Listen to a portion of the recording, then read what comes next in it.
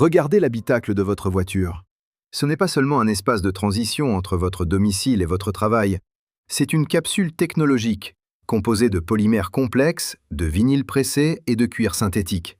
Et pourtant, sous l'effet du soleil, tout cet univers se meurt en silence. Chaque jour, les rayons UV extraient les huiles essentielles de votre tableau de bord, le rendant gris, terne, cassant.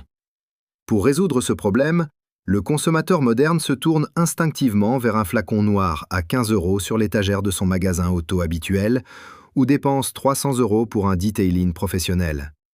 Mais si je vous disais que pour moins de 3 €, avec 2 ingrédients que vous avez probablement déjà dans votre salle de bain, vous pourriez obtenir un résultat non seulement supérieur, mais chimiquement plus sain pour votre véhicule. Ce que je m'apprête à vous révéler n'est pas une astuce de grand-mère ou un hack éphémère d'Internet. C'est une plongée dans la chimie des matériaux et l'histoire oubliée de la préservation industrielle. Nous avons troqué l'efficacité réelle contre l'illusion du brillant, et cette erreur coûte des milliards en réparation et en dépréciation de véhicules chaque année. Le conflit est simple. L'industrie moderne veut vous vendre un revêtement alors que votre voiture a besoin d'un soin. D'un côté, une solution complexe, coûteuse et destructrice à long terme. De l'autre, une bouteille d'huile pour bébé, de l'eau et une compréhension précise de la physique moléculaire. Pour comprendre comment nous en sommes arrivés là, il faut remonter le temps, bien avant l'avènement des sprays synthétiques. En 1962, une marque emblématique lance un produit qui va changer la perception de l'entretien automobile. Mais avant cette ère du silicone roi, comment faisait-on ? À l'aube de l'ère industrielle, entre 1920 et 1950, les artisans et les premiers chauffeurs traitaient les matériaux poreux avec une rigueur quasi alchimique. Ils utilisaient des huiles de pénétration. Dans les archives des premiers constructeurs européens, on retrouve des protocoles précis où l'huile minérale légère était la norme pour stabiliser les nouveaux plastiques comme la bakélite ou les premiers cuirs traités. Ces hommes savaient une chose que nous avons oubliée. Un matériau synthétique est une structure qui respire à l'échelle microscopique. En Égypte ancienne, on utilisait déjà des huiles de cèdre pour saturer les fibres de bois et les tissus afin d'empêcher l'air de les oxyder. Ce principe de saturation par immersion est la clé. Le savoir caché réside dans la porosité.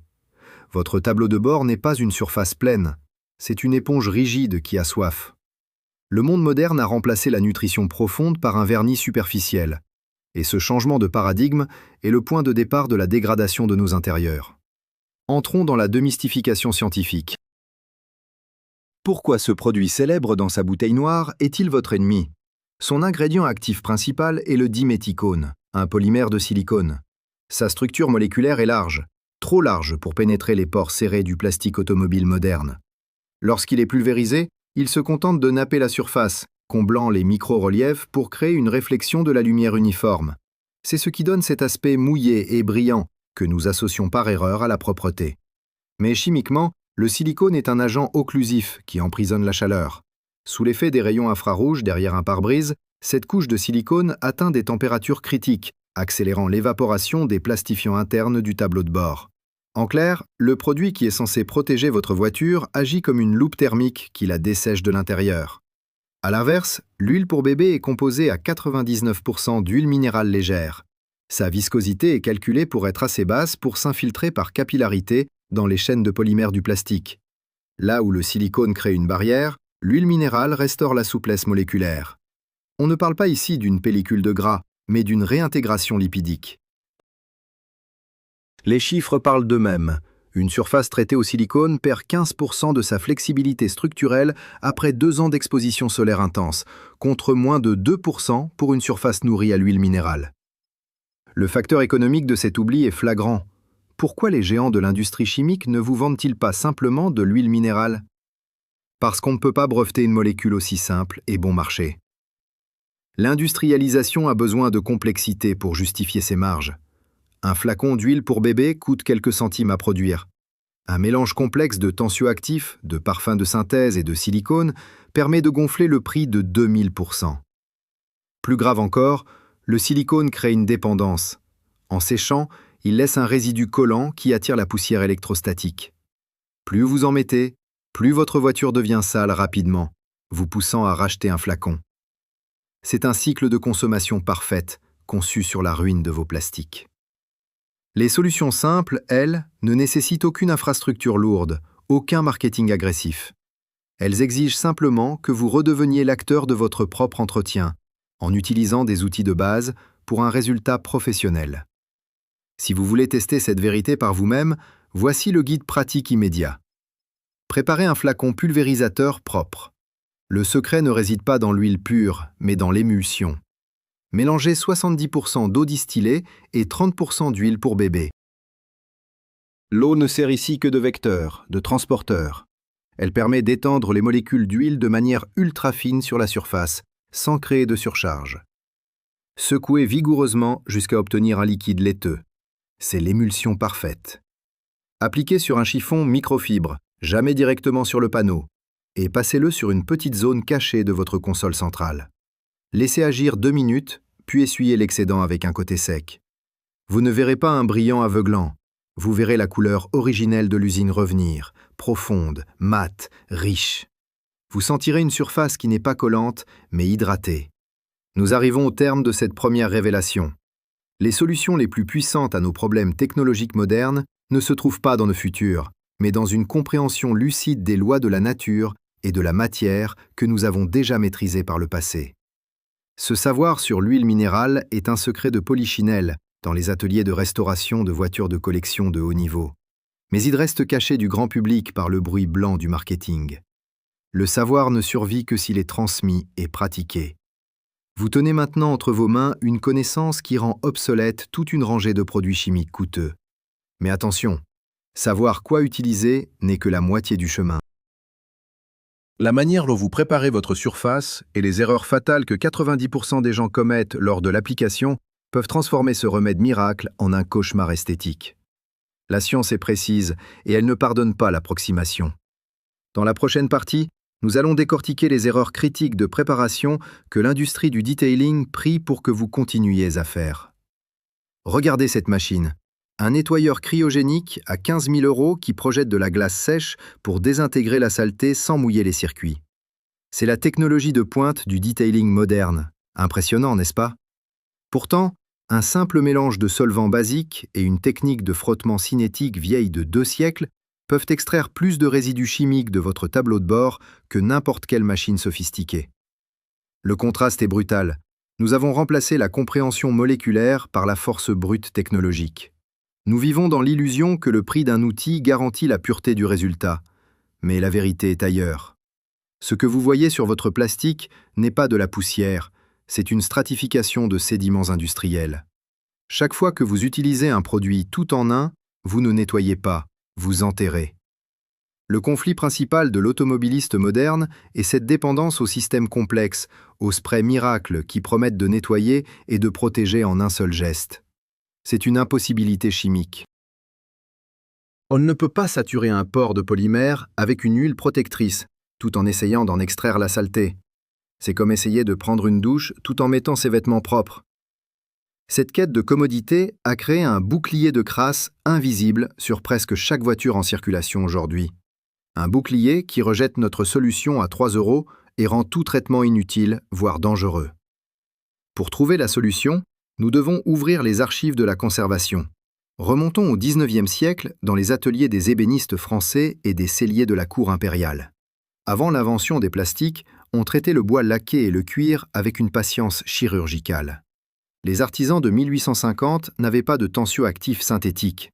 Ils utilisaient le savon noir, une base d'huile d'olive et de potasse, et des distillats de plantes pour dissoudre les graisses sans altérer la structure du support. Ils comprenaient la notion de tension superficielle bien avant qu'elle ne soit théorisée dans les manuels de chimie moderne. Dans les musées comme le Louvre, les restaurateurs de cadres dorés utilisent encore aujourd'hui des solutions aqueuses à pH contrôlé, des recettes vieilles de 200 ans, pour nettoyer des surfaces que même la technologie laser n'ose approcher. Le système de connaissances cachées que nous avons perdu est celui du nettoyage sélectif. Ils savaient que pour restaurer, il fallait d'abord mettre le matériau à nu, le ramener à son état zéro. Aujourd'hui, nous avons oublié cette étape cruciale de déshabillage chimique. Nous avons oublié que le plastique est, par définition, une forme de pétrole solidifié qui retient les souvenirs de chaque produit que vous avez vaporisé dessus depuis la sortie d'usine. Passons à la démystification scientifique. Pourquoi votre tableau de bord semble-t-il repousser la propreté? La réponse tient en un mot, l'énergie de surface. Le silicone contenu dans les produits bas de gamme, comme Armor All, possède une énergie de surface extrêmement basse. Cela signifie qu'il s'étale partout, mais ne s'accroche à rien, créant une barrière hydrophobe qui emprisonne les particules de carbone, de peau morte et de pollution urbaine. À l'échelle microscopique, votre plastique ressemble à une chaîne de montagnes.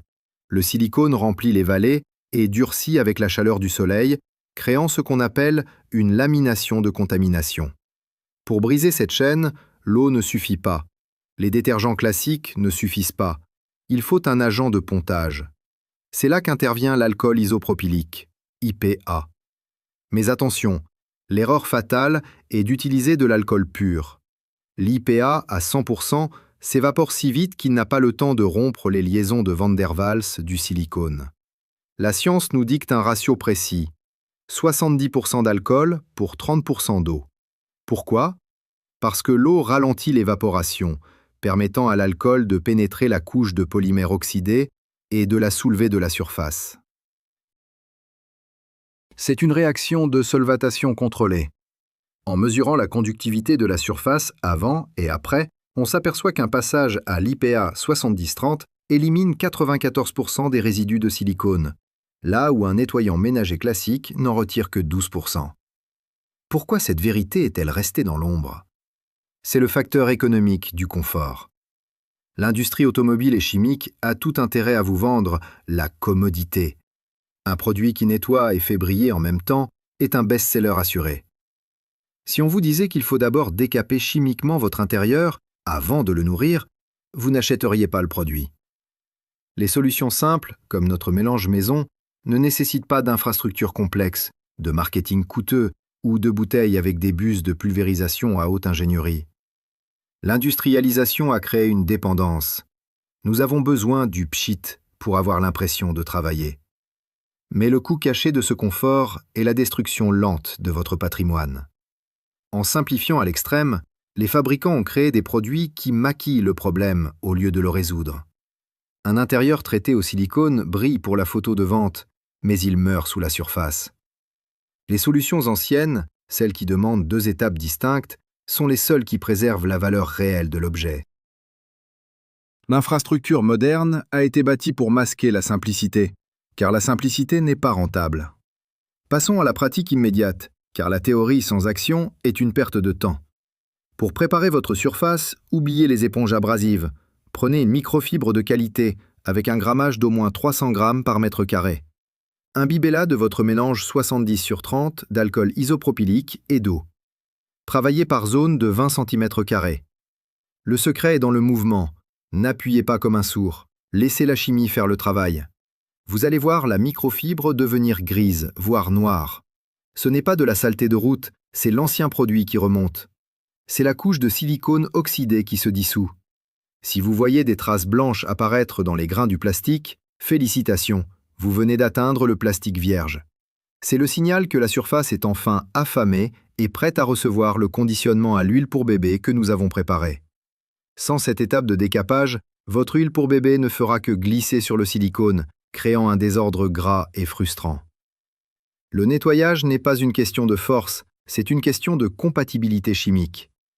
L'idée forte ici est que nous avons été éduqués à consommer des solutions, alors que nous devrions apprendre des processus. Les solutions les plus efficaces pour protéger nos biens les plus chers ne sont pas de nouvelles inventions, mais des applications de lois physiques immuables que nos ancêtres comprenaient intuitivement. Le savoir ne survit que lorsqu'il est utilisé.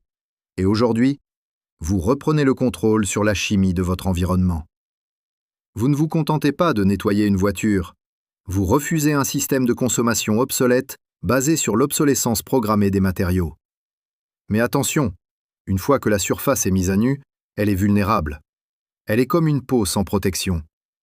C'est à ce moment précis, dans cette fenêtre de vulnérabilité chimique, que le dosage de votre émulsion d'huile minérale va tout déterminer.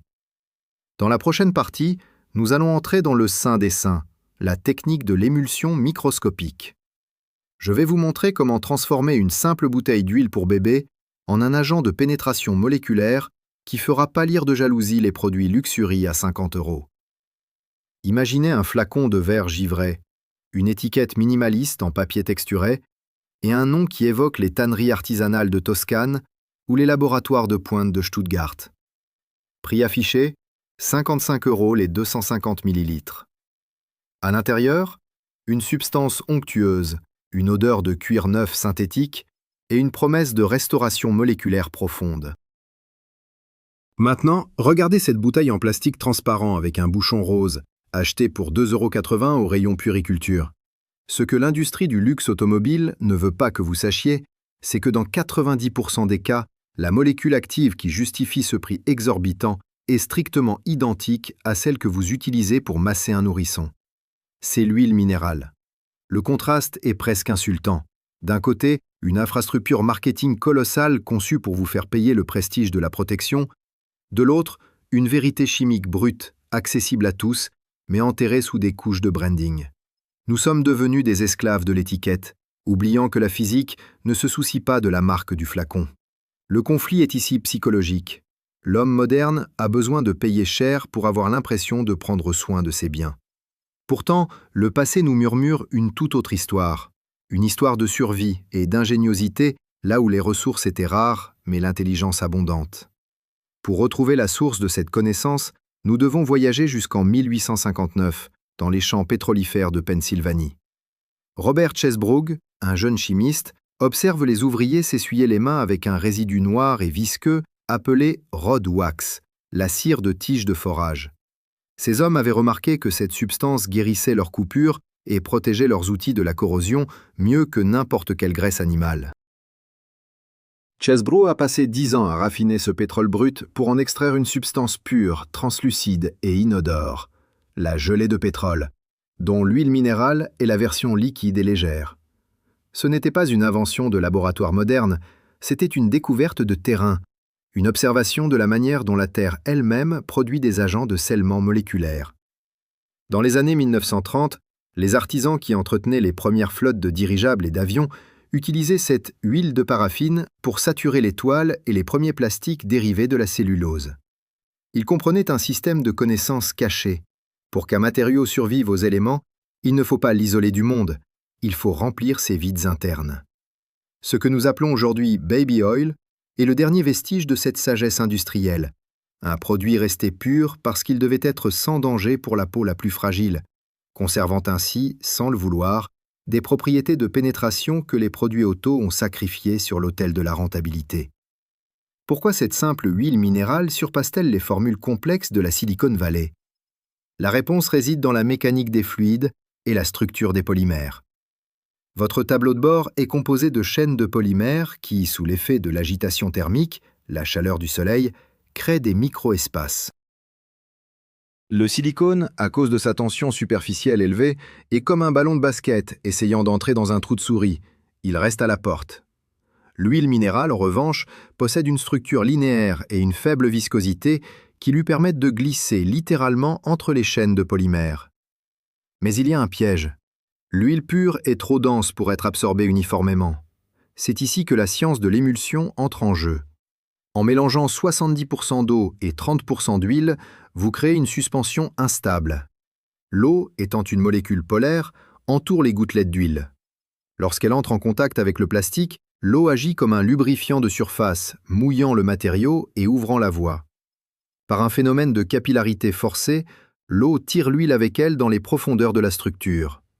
Ensuite, l'eau s'évapore, laissant l'huile emprisonnée à l'intérieur du plastique. C'est une infiltration de précision.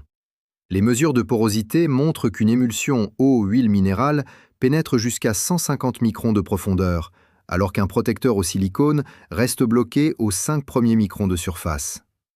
Le facteur économique de cette disparition est un cas d'école de l'industrialisation. Une bouteille de conditionneur de luxe contient souvent 85% d'eau, 5% d'huile minérale et 10% d'épaississant, de colorant et de parfum de synthèse. Ces 10% d'additifs n'ont aucune fonction protectrice. Au contraire, les épaississants, comme les carbomères, créent une barrière qui empêche l'huile de pénétrer efficacement. Pourquoi les ajouter alors? Parce que le consommateur n'aime pas les liquides trop fluides. Il veut une crème, une texture qui donne l'impression d'être riche. L'industrie a sacrifié l'efficacité moléculaire pour le confort tactile et olfactif. Les solutions simples ne nécessitent pas de chaînes de production chimique lourdes, mais elles exigent que l'utilisateur comprenne ce qu'il fait. En utilisant l'huile pour bébé et l'eau, vous éliminez les intermédiaires inutiles. Vous supprimez la taxe sur le marketing. Vous utilisez la substance active à l'état brut sans le bruit chimique qui entrave son action. C'est une forme de rébellion économique par la connaissance. Vous payez pour la molécule, pas pour le mensonge. Pour appliquer cette méthode avec la précision d'un chercheur, vous devez respecter le rituel du mélange. Ne vous contentez pas de verser les 2 ingrédients. Utilisez un flacon pulvérisateur avec une bille de mélange si possible. Agitez jusqu'à ce que le liquide devienne opaque, d'un blanc laiteux parfait. C'est le signal que les gouttelettes d'huile ont atteint la taille micrométrique idéale. Pulvérisez sur votre microfibre, pas sur le plastique. Pourquoi ? Pour éviter les points chauds de saturation. Passez le chiffon en mouvement lent, presque méditatif. Vous verrez la surface devenir sombre, non pas d'un brillant artificiel, mais d'une profondeur organique. C'est l'indice de réfraction de la lumière qui change, car les vides d'air dans le plastique sont maintenant comblés par l'huile. Si vous touchez la surface après 10 minutes, elle ne doit pas être grasse. Si elle l'est, c'est que vous avez trop mis de produit ou que vous n'avez pas assez nettoyé les résidus de silicone au préalable. Cette découverte nous ramène à une idée fondamentale. Les secrets les mieux gardés sont souvent cachés à la vue de tous, dans les objets les plus banals. Nous avons construit une civilisation qui valorise la complexité comme gage de qualité, mais la nature et la chimie nous rappellent sans cesse que la simplicité est la sophistication suprême. Le savoir de la préservation ne survit que s'il est utilisé, et chaque geste que vous faites pour restaurer votre véhicule avec ses ingrédients de base est un acte de transmission de cette sagesse oubliée. Vous ne restaurez pas seulement du plastique, vous restaurez une relation directe avec la matière, sans le filtre des multinationales de la chimie. Mais attention, ce pouvoir de restauration cache un dernier secret, une étape finale que même les plus grands professionnels gardent pour eux, la stabilisation thermique. Car une fois l'huile à l'intérieur, il faut s'assurer qu'elle y reste, même par 40 degrés en plein été. Dans la prochaine partie, nous allons explorer la physique de la liaison et comment fixer ce résultat pour qu'il dure des mois et non des semaines. Imaginez une journée de juillet, en plein après-midi. À l'extérieur, le thermomètre affiche 30 degrés Celsius. Mais à l'intérieur de votre véhicule, derrière la vitre de votre pare-brise qui agit comme une loupe thermique colossale, la température à la surface de votre tableau de bord grimpe jusqu'à 75, voire 80 degrés. C'est une véritable étuve chimique. À cette température, les matériaux ne se contentent pas de chauffer. Ils subissent ce que les ingénieurs appellent une dégradation thermo-oxydative. C'est là que le contraste devient choquant. D'un côté, le produit de marque à 15 €, chargé de silicone volatile, commence à se décomposer, libérant des vapeurs qui viennent graisser l'intérieur de votre pare-brise, ce fameux voile gras que vous n'arrivez jamais à nettoyer. De l'autre, notre émulsion à 3 € reste stable, car l'huile minérale possède un point d'ébullition et de décomposition bien supérieur au plastifiant bon marché utilisé dans l'industrie. Le conflit est ici une guerre contre la montre et la chaleur. L'homme moderne est devenu dépendant de solutions esthétiques qui sacrifient la survie structurelle de l'objet pour un éclat de quelques jours.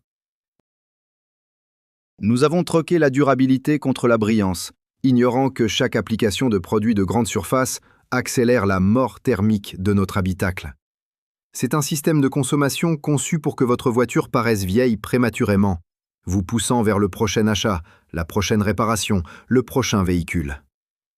Pour comprendre l'ampleur de ce que nous avons perdu, plongeons dans les archives de la conquête spatiale et de l'ingénierie aéronautique des années 1960. À cette époque, la NASA et les ingénieurs de l'US Air Force étaient confrontés à un problème majeur. Comment empêcher les joints en élastomère et les panneaux de contrôle synthétiques de se fissurer dans le vide spatial ou sous les variations thermiques extrêmes? Ils n'utilisaient pas de spray parfumé au citron frais, ils utilisaient des hydrocarbures saturés hautement purifiés, essentiellement des versions ultra raffinées de ce que nous appelons aujourd'hui l'huile minérale. Ce système de connaissances cachées était basé sur la saturation de la matrice. Ils savaient que pour qu'un matériau survive, il doit être chimiquement plein. S'il y a un vide moléculaire, l'oxygène s'y engouffre et l'oxydation commence. Dans les années 1970, lors de la crise du pétrole, la qualité des plastiques automobiles a chuté de manière drastique. Les constructeurs ont commencé à utiliser des polymères plus fins, plus poreux, plus fragiles. C'est à ce moment précis que l'industrie du detailing grand public est née. Non pas pour protéger ces nouveaux plastiques faibles, mais pour masquer leur dégradation rapide derrière un film de silicone brillant. Nous avons enterré la science de la saturation pour la science du camouflage. Expliquons maintenant la démystification scientifique par la physique des liaisons. Pourquoi l'huile pour bébé ne cuit-elle pas votre tableau de bord, comme le prétendront certains vendeurs de produits spécialisés? C'est une question de saturation des chaînes de carbone. L'huile minérale est un alcane saturé. Cela signifie que ces molécules n'ont pas de double liaison libre pour réagir avec l'oxygène ou les UV. Elle est chimiquement inerte. Le silicone, diméthylpolysiloxane, en revanche, bien que stable en apparence, est souvent mélangé à des solvants porteurs pour rester liquide dans la bouteille. Sous l'effet de la chaleur, ces solvants s'évaporent, laissant derrière eux une structure de silicone qui se rétracte. En se rétractant, le silicone exerce une tension mécanique sur les pores du plastique, ce qui finit par agrandir les micro-fissures existantes. C'est l'effet éponge sèche. Plus vous mettez de silicone, plus le plastique en dessous devient assoiffé et fragile une fois que le film s'évapore. L'huile minérale, grâce à son émulsion avec l'eau, utilise la tension superficielle de l'eau pour glisser dans les zones de basse pression du polymère. Elle ne crée pas de tension de surface, elle l'annule. À l'aide d'un spectromètre de masse, on peut observer que les molécules d'huile minérale restent logées dans la structure du plastique, même après 48 heures d'exposition à 70 degrés, là où les silicones ont déjà commencé à migrer et à se volatiliser. Le facteur économique de cette réalité est une leçon de manipulation industrielle. Si vous analysez le cycle de vie d'un client de la marque leader du marché, vous remarquerez un motif récurrent: l'achat d'un nouveau flacon tous les 45 jours. Ce n'est pas parce que le produit est apprécié, c'est parce que son effet disparaît de manière si spectaculaire que le propriétaire se sent obligé d'en remettre pour retrouver l'aspect neuf. C'est un modèle d'abonnement déguisé. L'industrialisation a perfectionné l'art de créer des produits qui nécessitent leur propre réapplication constante. Les solutions simples, comme notre mélange à 3 €, sont une menace pour ce modèle, car elles durent trop longtemps. Une seule application d'huile minérale pénétrante peut maintenir la souplesse d'un vinyle pendant 6 mois, car l'huile ne repose pas sur la surface, elle fait désormais partie de la structure. L'industrie préfère vous vendre une infrastructure complexe de marketing, de packaging et de distribution pour une solution qui dure 2 semaines, plutôt que de vous laisser utiliser une solution élémentaire qui dure une saison. La simplicité est l'ennemi du profit trimestriel. Passons à la pratique, car c'est ici que vous allez verrouiller votre résultat pour les mois à venir. Le guide pratique pour cette étape cruciale s'appelle la stabilisation par buffing. Une fois que vous avez appliqué votre émulsion et attendu les 2 minutes de pénétration, vous devez effectuer un second passage avec une microfibre propre et totalement sèche. Mais voici le secret des professionnels. Chauffez légèrement l'habitacle avant cette étape. Mettez le chauffage de votre voiture pendant 5 minutes ou laissez-la au soleil juste assez pour que le plastique soit tiède au toucher. Pourquoi? Parce que la chaleur dilate les pores du polymère, facilitant l'absorption finale de l'huile. Ensuite, essuyez vigoureusement. Ce mouvement crée une chaleur de friction qui aide à niveler les molécules d'huile restantes. Vous ne cherchez pas à enlever l'huile, vous cherchez à l'enfoncer. Si votre chiffon glisse sans résistance, c'est que le travail est fait. Vous avez créé une barrière interne. Un test simple pour vérifier votre travail. Versez une goutte d'eau sur le panneau traité. Elle ne doit pas seulement perler, comme sur du silicone. Elle doit rouler sans laisser la moindre trace d'humidité, signe que les pores sont saturés d'huile et ne peuvent plus accepter de contaminants extérieurs. Cette partie nous amène à une conclusion fascinante sur notre rapport aux objets. Nous vivons dans une ère de l'obsolescence esthétique, où l'on nous apprend à jeter ce qui ne brille plus. Pourtant, les solutions les plus efficaces pour préserver ce que nous possédons ont été découvertes à une époque où l'on fabriquait les choses pour qu'elles durent toute une vie. Ce savoir caché sur l'utilisation des huiles minérales n'est pas seulement une astuce d'économie, c'est un acte de résistance contre la dégradation programmée. Le savoir ne survit que lorsqu'il est utilisé, et en appliquant cette chimie de base, vous redonnez à votre véhicule une chance de défier le temps, loin des cycles de consommation forcés. Vous avez maintenant compris la science, l'histoire et l'économie derrière ce flacon à 3 €. Mais il reste une dernière frontière, un territoire que même les detailers les plus expérimentés craignent d'aborder. Le traitement de plastique déjà blanchi par le soleil, ces surfaces que tout le monde pense irrécupérables. Dans la prochaine et dernière partie, je vais vous montrer comment utiliser cette même chimie pour accomplir ce que l'industrie appelle un miracle, et ce que nous appellerons simplement une restauration moléculaire totale. C'est le cauchemar de tout propriétaire de voiture, le blanchiment. Cette pellicule grisâtre, crayeuse, qui envahit le haut de votre tableau de bord ou le dessus de vos portières. Pour la plupart des gens, c'est le signal de la fin. On appelle cela la décomposition irréversible des polymères. L'industrie du detailing vous dira qu'une fois ce stade atteint, aucun produit en spray ne peut vous sauver. Ils vous proposeront un remplacement complet du panneau, une facture qui s'élève souvent entre 1 200 et 3 500 € selon le modèle. Mais regardez bien ce que la science nous dit. Ce blanc n'est pas une décoloration, c'est une structure physique. Ce sont des millions de micro-fissures qui réfractent la lumière dans toutes les directions, comme de la neige sur de la glace. Et là où l'industrie voit une perte totale, le chercheur voit une opportunité de réingénierie moléculaire. Avec notre mélange à 3 €, nous n'allons pas seulement nettoyer, nous allons accomplir une réfraction optique. Le contraste est saisissant. Là où les technologies modernes de remplacement prônent l'abandon du matériau, la chimie simple du passé propose sa résurrection. Le conflit final se joue ici, entre le consumérisme du jeté-remplacé et la souveraineté de celui qui sait réparer l'invisible. Pour comprendre comment sauver ce que tout le monde croit mort, il faut replonger dans les archives oubliées de la restauration des câbles télégraphiques sous-marins du XIXe siècle. Les ingénieurs de 1880 utilisaient de la gutta percha, une gomme naturelle qui blanchissait et se craquelait au contact de l'air. Leur secret pour maintenir ces câbles opérationnels pendant des décennies sous l'Atlantique? L'immersion dans des huiles de paraffine lourdes. Ils avaient compris un système de connaissances cachées que nous avons occulté. Un matériau poreux ne meurt jamais vraiment tant que sa structure de base est intacte. Il s'asphyxie simplement.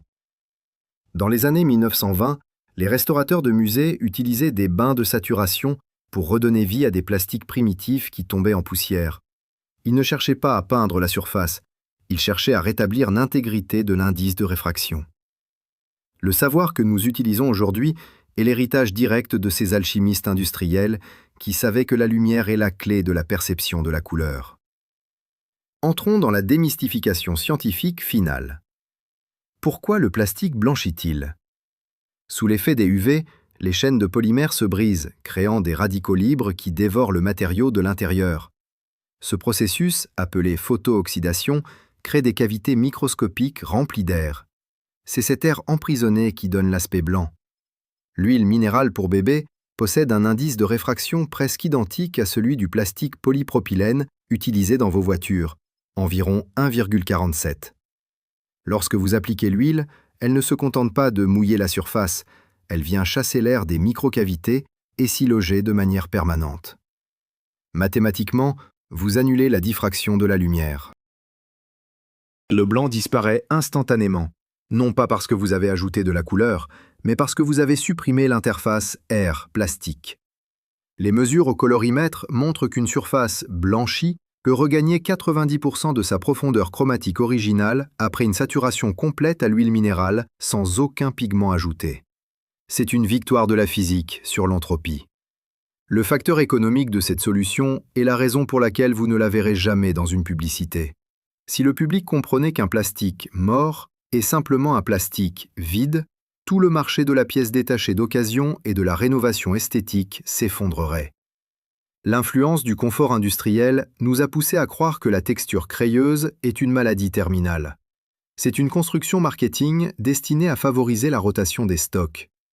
Les solutions simples ne nécessitent pas de brevets complexes ou de laboratoires de polymères avancés.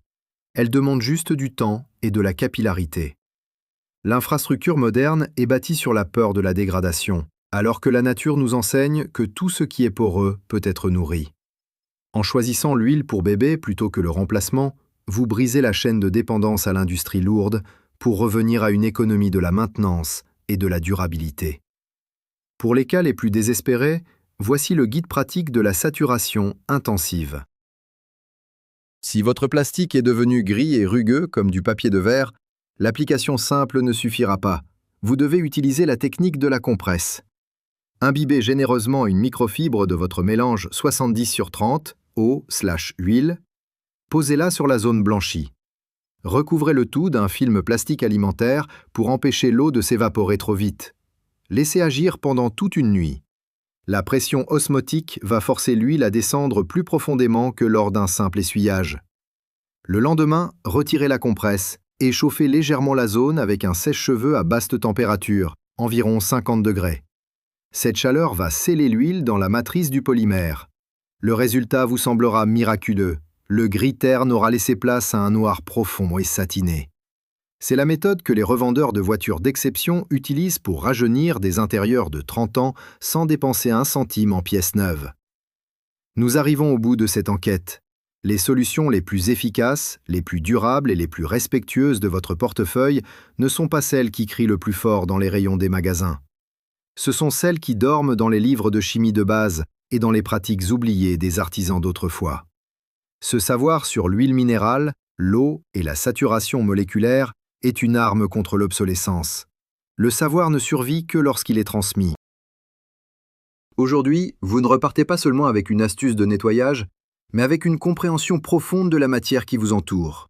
Vous avez le pouvoir de préserver, de restaurer et de défier les cycles de consommation imposés. La prochaine fois que quelqu'un vous dira que votre voiture est trop vieille ou que ses plastiques sont morts, vous saurez que c'est simplement un manque de connaissances. La chimie ne ment jamais et elle ne coûte pas cher. Si cette vidéo vous a permis d'économiser des centaines d'euros ou si elle a changé votre regard sur les objets qui vous entourent, partagez-la. Ne laissez pas ce savoir s'éteindre à nouveau sous une couche de silicone brillant. Souhaitez-vous que je rédige maintenant la structure d'un script pour un test pratique comparatif en conditions extrêmes, ou préférez-vous que nous explorions les technologies oubliées de la restauration des cuirs anciens ?